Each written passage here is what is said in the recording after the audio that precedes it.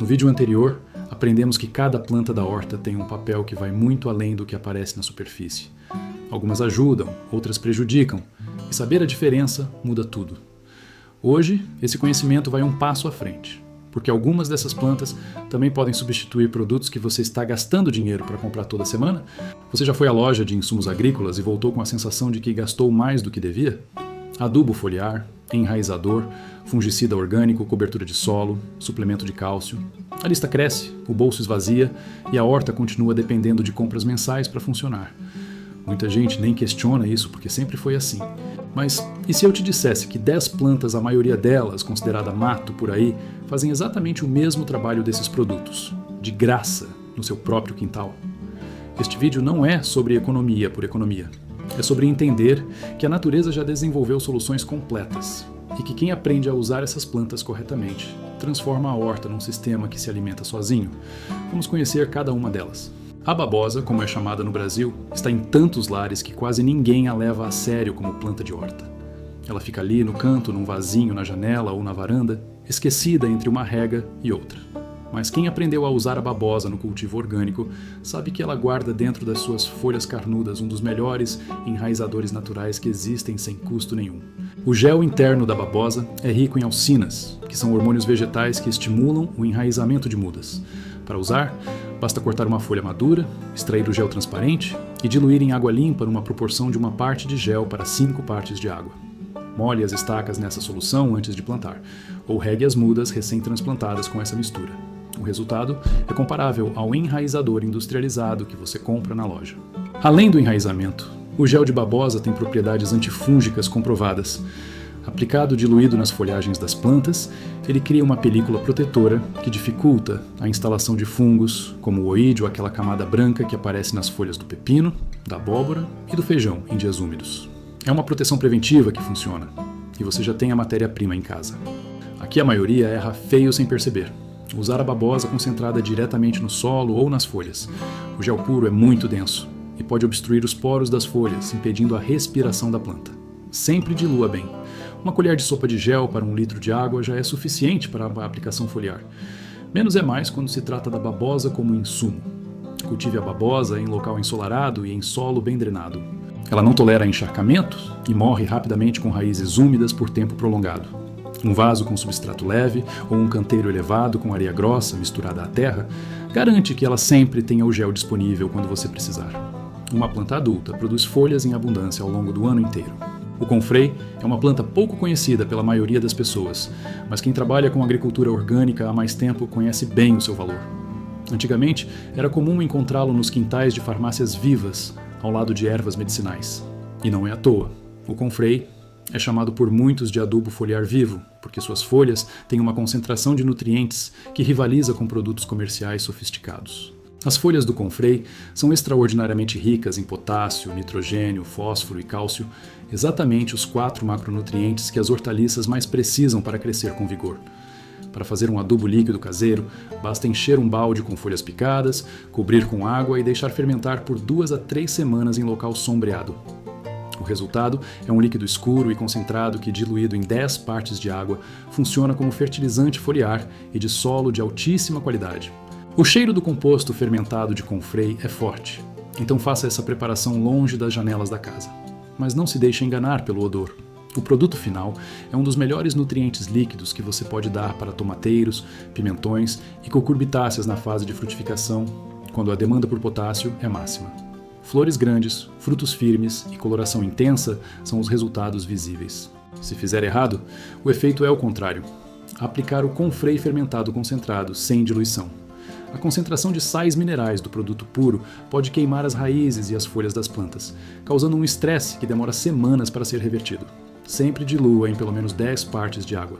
Nas plantas mais sensíveis, como alface e rúcula, dilua ainda mais, até 20 partes. O confrei se multiplica facilmente por divisão de rizoma. Plante um pedaço de raiz em qualquer canto úmido e sombreado do quintal e em poucas semanas você terá uma touceira produtiva. Ele pode ser cortado diversas vezes por ano e quanto mais você corta, mais ele rebrota. É uma planta perene, resistente, que não exige quase nenhum cuidado e entrega insumos de qualidade durante anos. A urtiga é provavelmente a planta mais temida e menos compreendida do mundo rural brasileiro. Quem já roçou um canteiro cheio de urtiga sem luvas sabe exatamente do que estamos falando, aquela ardência que dura horas. Mas essa mesma planta que causa tanto desconforto no contato é, quando processada corretamente, um dos fertilizantes naturais mais completos e eficazes que existem para a horta. A urtiga é riquíssima em silício, ferro, nitrogênio e uma série de micronutrientes que fortalecem a parede celular das plantas, tornando-as mais resistentes a pragas e doenças. O biofertilizante de urtiga é preparado da mesma forma que o de confrei: folhas e talos picados em água, fermentando por 2 semanas. Use luvas ao manipular a planta fresca. Depois de fermentada, ela perde o poder de arder. A terceira planta desta lista quase ninguém usa da forma certa e a urtiga é justamente uma das mais poderosas. Além do fertilizante líquido, o chá de urtiga não fermentado, preparado com folhas frescas em água quente e resfriado antes de aplicar, funciona como repelente natural de pulgões e ácaros. A aspersão semanal nas folhagens cria uma barreira química que afasta esses insetos sem prejudicar abelhas e outros polinizadores. Na horta perene, a urtiga tem ainda outra função estratégica. Ela é hospedeira de borboletas e insetos benéficos, que contribuem para o equilíbrio ecológico do espaço. Deixar uma pequena touceira de urtiga num canto do quintal, longe das passagens, é manter um banco de biodiversidade que trabalha a favor da horta inteira. Não é erva daninha, é infraestrutura viva. Se você não encontrar urtiga espontânea no seu quintal, ela pode ser cultivada em vasos ou canteiros isolados, onde você controla o crescimento. Ela prefere locais úmidos e levemente sombreados. Uma vez estabelecida, quase não precisa de cuidados. O desafio não é cultivá-la, é colhê-la com segurança. Mas com luvas grossas e tesoura de poda, essa tarefa é simples e rápida. Se esse vídeo está te mostrando plantas que você nunca imaginou que poderiam substituir produtos comprados, deixa o seu like. Agora ele ajuda muito o canal a alcançar mais pessoas. O dente de leão é daquelas plantas que a gente arranca sem pensar 2 vezes. Porque parece só um mato entre as hortaliças.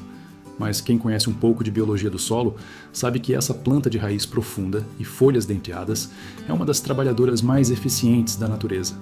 Ela sobe do subsolo nutrientes que estão fora do alcance das raízes rasas das hortaliças e deposita tudo isso nas folhas, no caule e nas flores.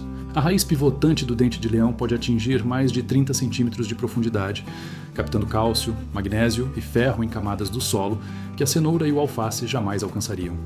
Quando a planta morre ou é cortada e incorporada ao solo, todos esses nutrientes ficam disponíveis na camada superficial, exatamente onde as raízes das hortaliças se alimentam. É uma bomba de nutrientes que funciona sozinha. Mas o dente de leão não serve apenas como adubo verde. Suas flores são um recurso valioso para abelhas na primavera, quando ainda há pouco néctar disponível na natureza. E as folhas jovens são comestíveis, levemente amargas, ricas em vitaminas e muito usadas em saladas na culinária europeia. No interior do Brasil, os mais velhos costumavam dizer que planta que o bicho come não pode fazer mal, e tinham razão. Para aproveitar o dente de leão como insumo, você pode preparar um chá das folhas e aplicar diluído no solo como suplemento mineral. Pode também picar as folhas e incorporar diretamente ao composto, enriquecendo a mistura com os minerais que ela acumulou. Outra opção é simplesmente deixar algumas plantas crescerem entre as hortaliças, sem removê-las, e deixar que façam o trabalho de biodescompactação naturalmente. Aqui a maioria erra feio sem perceber. Arrancar o dente de leão antes que ele floresça e forme sementes. Quando você o remove antes da floração, não dá tempo de ele depositar os nutrientes acumulados de volta no solo. O ideal é deixá-lo completar o ciclo, ou pelo menos cortar as folhas e incorporá-las ao canteiro antes de remover a raiz. A raiz pode ser deixada no solo para apodrecer e liberar os minerais devagar. A beldroega é outro mato que carrega um estigma injusto. Quem tem horta conhece bem essa plantinha rasteira, de folhas pequenas e carnudas, que aparece nos canteiros na época quente e quase nunca é bem-vinda. Mas nos países mediterrâneos e em boa parte da África, a beldroega é cultivada intencionalmente como hortaliça, vendida em feiras e consumida regularmente. É uma das plantas com maior concentração de ômega 3 entre os vegetais terrestres. Na horta, a beldroega funciona como uma cobertura viva de baixíssimo porte. Ela cobre o solo exposto, reduz a evaporação da água e impede que outras ervas daninhas mais agressivas se instalem. É uma cobertura viva natural que você não precisa semear. Ela chega sozinha, e quando não for mais necessária, é só incorporá-la ao solo como adubo verde, adicionando matéria orgânica e umidade ao canteiro. O que surpreende é a quantidade de água que a beldroega retém nas folhas. Ela é uma planta suculenta, e mesmo nos dias mais secos do verão, ela mantém as folhas túrgidas e cheias de água. Isso significa que, ao ser incorporada ao solo, ela libera umidade de forma lenta, funcionando como uma esponja orgânica que beneficia a microbiota do solo e as raízes das plantas vizinhas. Mas tem uma situação em que a beldroega não funciona bem, quando o solo está muito compactado e seco. Nessas condições, ela não consegue se estabelecer e morre antes de ser útil. Para tirar o melhor dela, mantenha o solo levemente úmido e solto. Em condições ideais, ela cobre um canteiro inteiro em poucas semanas, sem nenhum esforço da sua parte. Se você quiser consumir a beldroega, colha as pontas dos ramos mais jovens, que são mais tenras e menos fibrosas. Elas podem ser usadas cruas em saladas ou levemente refogadas no azeite com alho. Uma combinação simples e saborosa que os italianos chamam de verdura povera, a comida dos pobres, que afinal era a mais nutritiva de todas. O quintal que muitos jogam fora, outros colocam no prato. A taioba é uma planta tão brasileira quanto o feijão com arroz, e tão esquecida quanto as receitas da avó. Quem cresceu em Minas Gerais ou no interior do Rio de Janeiro conhece o refogado de taioba com alho e limão, que era prato comum nas mesas mais simples e mais saudáveis de antigamente. Hoje ela é raridade até nas feiras, mas no quintal ela cresce com uma facilidade impressionante e oferece muito mais do que as folhas na mesa. Na horta, a taioba tem um papel importante como planta de cobertura em locais úmidos e sombreados, onde outras culturas não se desenvolvem bem.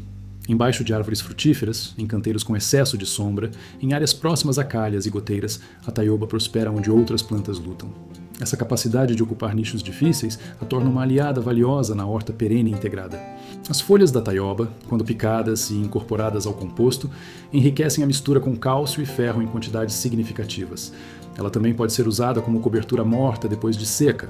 As folhas grandes retêm bem a umidade do solo e se decompõem com velocidade moderada, alimentando a minhoca e outros organismos benéficos do solo. É uma cobertura orgânica gratuita, disponível no próprio quintal.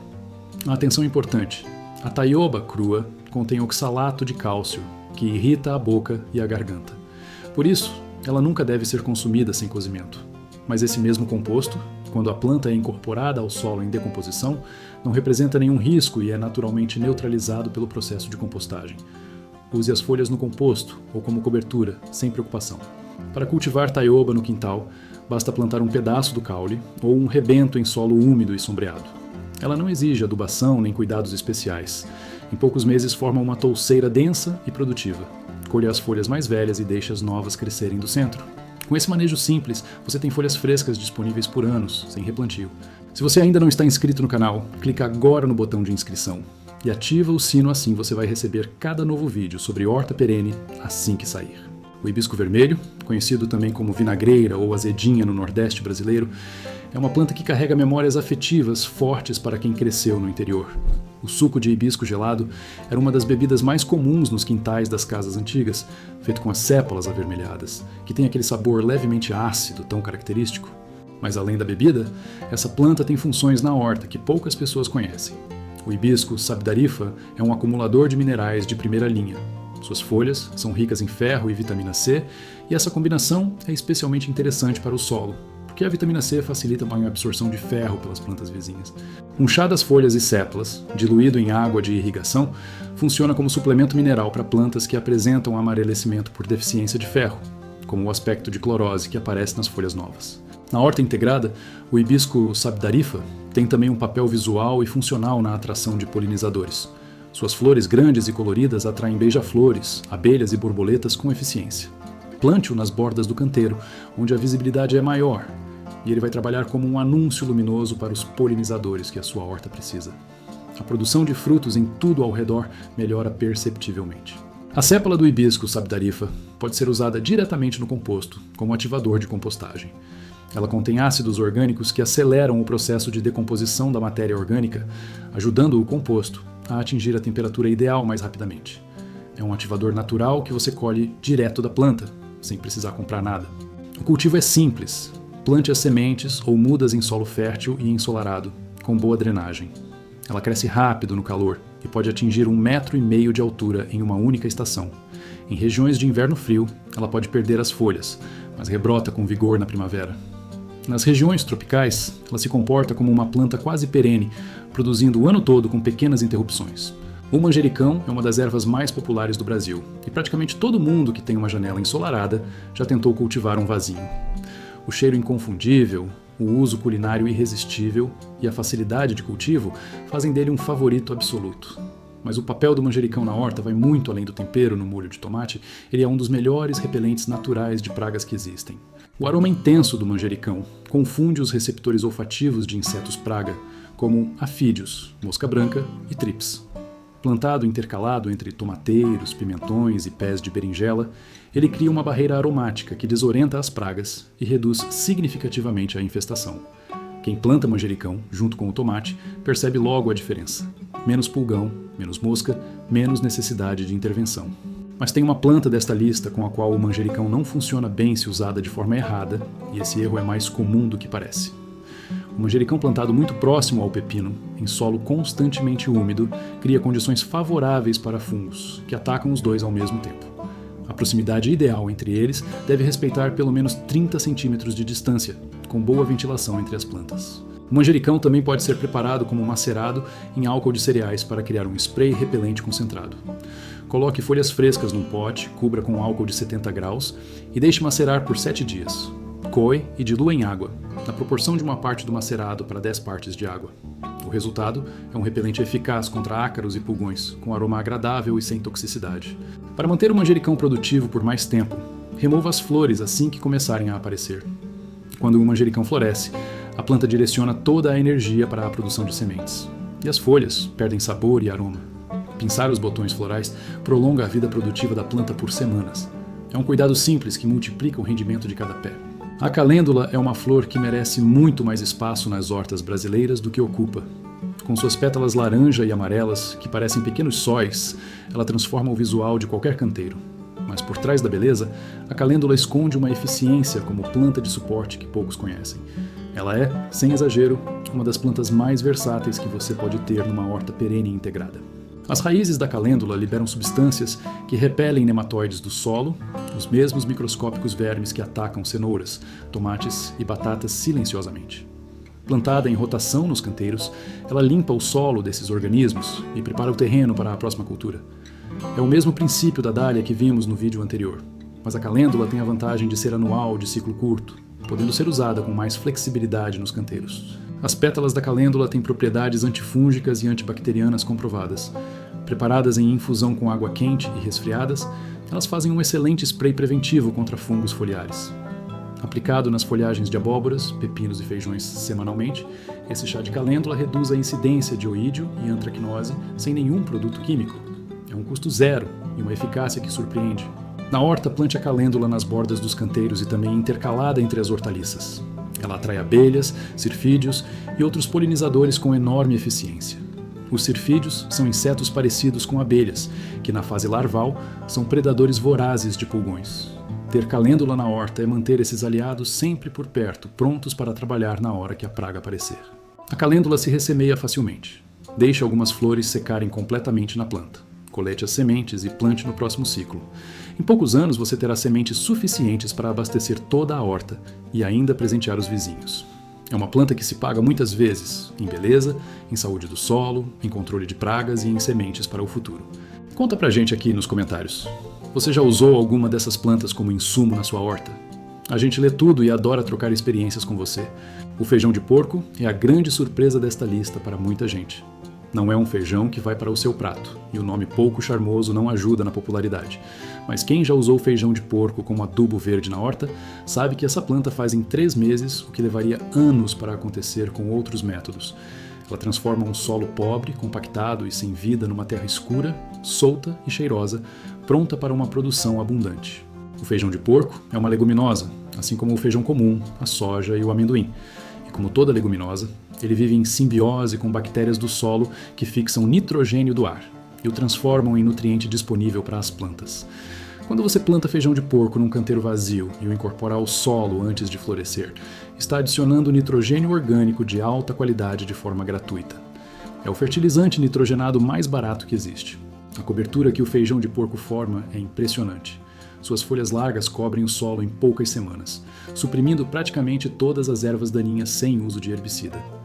A temperatura sob a copa da planta é vários graus mais baixa do que no solo exposto, o que preserva a umidade e protege a microbiota do calor excessivo. É uma cobertura viva, eficiente e de baixíssimo custo, feita com sementes que você compra uma vez e reproduz para sempre. Para usar como adubo verde, semeie o feijão de porco no canteiro, que vai descansar entre uma cultura e outra. Deixe crescer por 45 a 60 dias antes de começar a florescer. Então corte tudo, pique com enxada ou facão e incorpore ao solo. Em 2 a 3 semanas a matéria orgânica estará em decomposição avançada e o canteiro estará pronto para receber a próxima cultura. É o ciclo perfeito da horta que se regenera sozinha. O feijão de porco também pode ser plantado permanentemente nas bordas da horta, em faixas que funcionam como barreiras verdes e corredores de biodiversidade. Nessas faixas, ele cresce, produz flores que atraem abelhas, fixa nitrogênio no solo ao redor e depois vai sendo podado e incorporado gradualmente. É a planta que mais trabalha pelo sistema com menos exigência em troca, e por isso encerra esta lista com uma posição de destaque. 10 plantas, 10 substitutos naturais para produtos que custam dinheiro e criam dependência. A babosa no lugar do enraizador, o confrei no lugar do fertilizante foliar, a urtiga no lugar do repelente, o feijão de porco no lugar do adubo nitrogenado. Quando você olha para essa lista, começa a entender que a horta autossuficiente não é um ideal distante, é uma escolha que começa com o que você decide plantar ao lado do que já existe no seu quintal. E se você achou que chegamos ao limite do que essas plantas podem fazer, ainda há muito mais para descobrir. No próximo vídeo desta série, vamos falar de algo que ninguém te contou sobre o solo da horta perene, um fator invisível que determina se tudo o que você planta vai prosperar ou apenas sobreviver. É uma informação que muda completamente a forma de olhar para a terra debaixo dos seus pés. Não perca!